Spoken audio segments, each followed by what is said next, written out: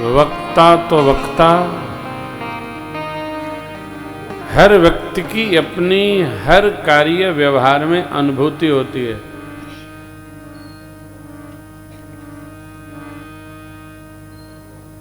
जिसकी जैसी अनुभूति हो वैसा वो बताता है। अनुभव फ्रेज है ना। अनुभव मनुष्य को विज्ञ बना देता है। एक्सपीरियंस मेक्स मैन परफेक्ट, यही है। दीदी कुछ और बता रही थी। बच्चे बदल लेते हैं, एजुकेशन हो गया है, अंग्रेजी अपने आप बदल लेते हैं सब। रोज इसका व्याकरण चेंज होता रहता है।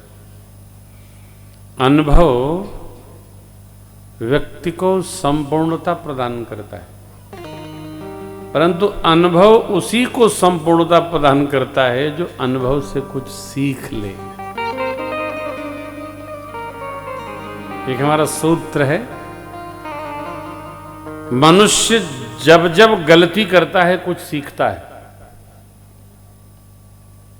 मनुष्य जब जब गलती करता है तब तब कुछ,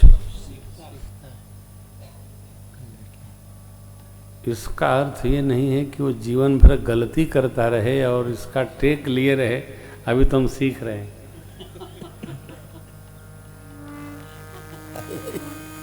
कब तक सीखेंगे? सीखने की भी एक अवस्था निश्चित होनी चाहिए कि हम कब तक सीखेंगे। परंतु ये मनुष्य है साहब, इस 3.5 हाथ का ये जो इंसान है, इसको बनाने के बाद भगवान ब्रह्मा जी ने भी नहीं सोचा होगा कि ये इतना खुराफाती होगा। अरे राम राम।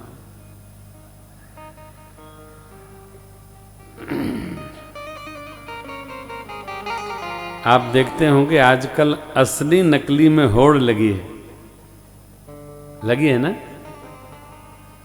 असली और नकली। असली फैक्ट्री से बनकर अभी चलता है तब तक नकली मार्केट में आ जाता है। अभी बड़ा कठिन है कि जो आया है ये नकली है अथवा जो रास्ते में है वो नकली है। जो जैसा कर ले साहब,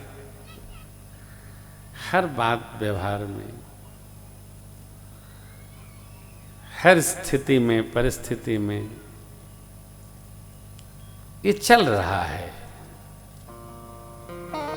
परंतु एक चौपाई है मानस जी की, ओ घरे अंत न होई निवाहो,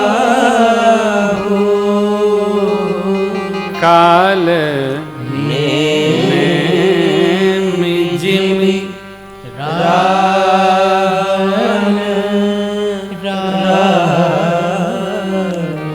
काल नेमी को रावण ने इसलिए भेजा था कि जाओ प्रयास करना कि सूर्योदय तक वो रुका रहे जो लेने जा रहा है धौलागिरी से बूटी जड़ी।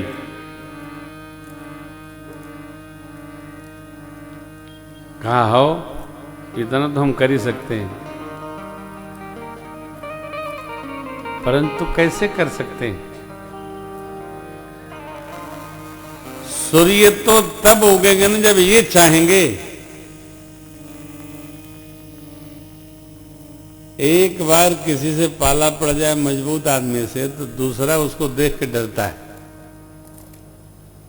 देखिए ना, बाल समय रवि भक्षी लियो तब तीनों लोक भयो ताहि सुत्रास भयो जग को यह संकट काहू सुधार डालो। देवन यानी करी विनती तब छाड़ दियो रवि कष्ट निवारो। देवन यानी करी विनती तब छाड़ दियो रवि कष्ट निवारो।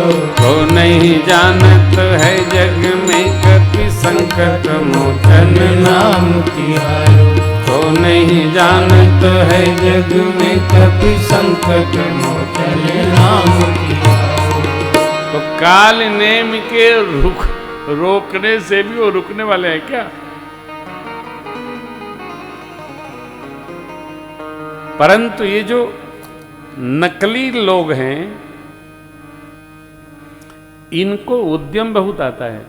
और देखिए नकली को दिमाग भी लगाना पड़ता है, बहुत कर्मठता से कोई कार्य संपादित भी करना पड़ता है।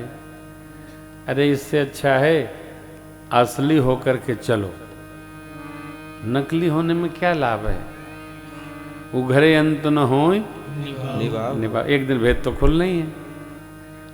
श्री हनुमान जी महाराज जब तक नहीं चाहेंगे सूर्य भगवान उदित तो होंगे ही नहीं, इससे रुकने वाले हैं नहीं। वो पूंछ लपेट के पहले दीक्षा, बाद में दक्षिणा पहले निपटा दिए। आओ आओ पहले दक्षिणा ले लो, दीक्षा बाद में, क्योंकि मकरी ने बता दिया पांव पकड़ के।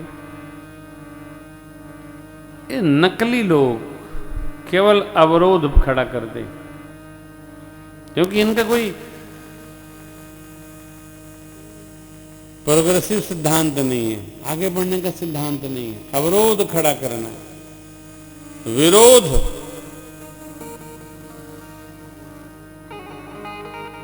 किसी को मानते नहीं, किसी को सुनते नहीं। परंतु जो सत्य पथ पर चलेगा, सन्मार्ग पर चलेगा, सत्य में ही संलग्न रहेगा, उसका मार्ग कोई रोक सकता नहीं है। चाहे कितना बड़ा आडंबर खड़ा कर दे, पहाड़ खड़ा कर दे, असंभव। मानस में अनेक प्रकार की कथाएं आती हैं।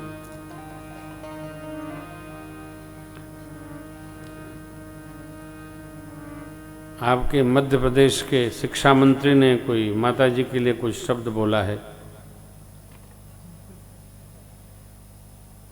ये नेता लोग बोलते ही क्यों हैं जब पढ़ना लिखना नहीं है इनको। अभी मैं इंदौर कथा में जाऊंगा तो फिर बुलाऊंगा उनको, नहीं ज्ञान है तो क्यों बकबक करते हो, चुप रहो। जैसे मुझे जो ग्रंथ नहीं आता उसके बारे में बोलने की क्या आवश्यकता है। अभी बिहार का कोई नेता बोल गया, गोस्वामी जी ने गलत लिखा है। अरे तेरे से पूछ के लिखेंगे क्या है? गोस्वामी जी का साधु पुरुष हैं, महापुरुष हैं, जो भगवान शिव ने दिया उन्होंने लिख दिया। गलत कुछ नहीं, मानस में कुछ एक पंक्ति गलत नहीं। मानस सिद्धांत ग्रंथ है। सनातन धर्म में हमारे आपके लिए श्री रामचरितमानस रूपी ब्रह्म थाती न होती तो तिलक बरक्षा बिटिया के शादी गृह प्रवेश में अखंड रामायण का पाठ कैसे होता। यह कथा प्रारंभ हो रही है, या तो सुंदरकांड का पाठ हो चुका होगा अथवा पूर्णाहुति के बाद होगा। सब जगह होता है। जो प्रामाणिक व्यक्ति नहीं है उसको किसी भी प्रामाणिक ग्रंथ के बारे में बोलने का कोई अधिकार नहीं। एक बहुत बड़े वक्ता हैं, लगता है बुद्धि 60 साल से ऊपर चली गई है। उन्होंने कामी नार प्यार जिम पर प्रवचन दे दिया है। मेरे को वीडियो कल आया तो मैंने कहा उनसे कहिए दवाई खाएं। हाँ, कि गोस्वामी जी के अंदर काम भावना थी इसलिए ऐसा लिख दिया। पता नहीं क्या क्या ये लोग खाते रहते हैं। भांग खा के बैठे थे का भांग वाले कुछ हो बर रहा था। क्या हो तुम्हारी? हाँ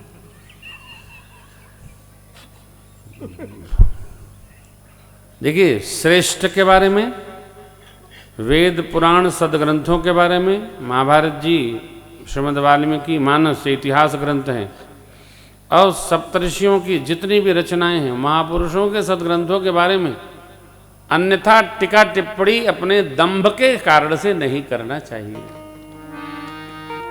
कर सको तो भजो, नहीं तो भगो। टीका टिप्पणी कभी नहीं करना। कई लोग बच्चे लक्ष्मी पूजन करें, मूर्ति रख दें तो विरोध करते हैं। अरे भाई तू दे नहीं सकता है तो मौन रह। कोई सरस्वती पूजन में मां सरस्वती का विग्रह रख दें तो विरोध करते हैं। दुर्गा पूजा में मां भगवती का विग्रह रख दें, विरोध करते हैं। और केवल सनातन धर्मी लोग ही सनातन धर्म के विग्रहों का विरोध करते हैं, दूसरा नहीं करता है। हम ही लोग करते हैं। क्यों करते हैं? कुछ करते नहीं तो यही कर देते हैं। मेरी आपसे प्रथम दिन प्रार्थना है, हमारे जितने मान बिंदु हैं, कोई दुर्गा जी की मूर्ति रखे, कोई लक्ष्मी माता की रखे, कोई गणेश भगवान की रखे, कोई सरस्वती माता का विग्रह रखे, श्री हनुमान जी महाराज का हनुमान जयंती पर रखे, बन पड़े तो श्रद्धा पूर्वक जो कमाए हो उसमें से कुछ आहुति डालो, और नहीं तो अपने बुद्धि को अपने घर में समेट के रखो। निंदा कदापि न करो, इसका परिणाम अच्छा नहीं हो। किसी विग्रह की निंदा नहीं करनी चाहिए, जो भगवान की है। अरे भगवान की इच्छा है। ये कलिकाल में अर्चा विग्रह ही प्रधान परमात्मा है। आप क्या दर्शन कर रहे हैं? गोस्वामी जी महाराज, बाप जी, भोले बाबा, माँ भगवती, कार्तिकेय स्वामी, गणपति भगवान, हमारे श्री ठाकुर जी, पंचायतन, श्री हनुमान जी महाराज, ओ लाला सरकार हमारे, अपने हम राम जी के राम जी हमारे सेवा ट्रस्ट के, वो मोनोग्राम है, कॉपीराइट है। ये क्यों है? ये हमारी श्रद्धा के केंद्र हैं, श्रद्धा बिंदु हैं, हमारे मान बिंदु हैं। मान बिंदुओं में हमारी श्रद्धा हो। हमको जहां दंडवत करना है वहां दंडवत करें, नहीं करना है न करो, कोई बात नहीं। निंदा न करो। निंदा कभी किसी विग्रह की, मंदिर की, ठाकुर द्वारी की, तुलसी मैया के बिरवा की, पीपल की, वट की, पाकर की, आम्र की, केले के झाड़ की कभी निंदा नहीं। गौ माता की, गौशाले की निंदा नहीं करनी चाहिए। सब मान विप्रधेन सुर संत हित लीन मनुज अवतार। भगवान इन मान बिंदुओं के लिए अवतार लिए हैं, रामावतार, कृष्णावतार, इसलिए निंदा न किया जाए। बन सके तो प्रशंसा करो,